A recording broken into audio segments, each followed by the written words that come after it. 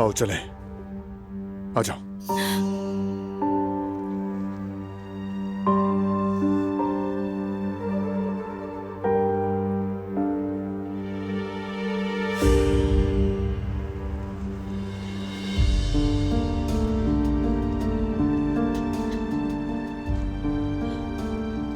मुझे उससे बात करने पर मजबूर होना पड़ा, तुम अच्छी तरह जानते हो।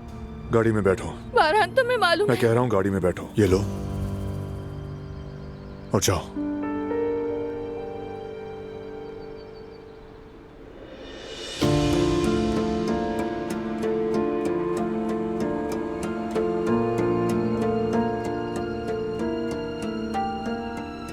बात सुनो मेरी। शाहिद के पास मेरी इजाजत के बगैर कोई नहीं जाएगा। तुमने आंखें खुली रखनी है। बात समझ आ रही है ना? और इस दरवाजे को ठीक करो। ठीक है।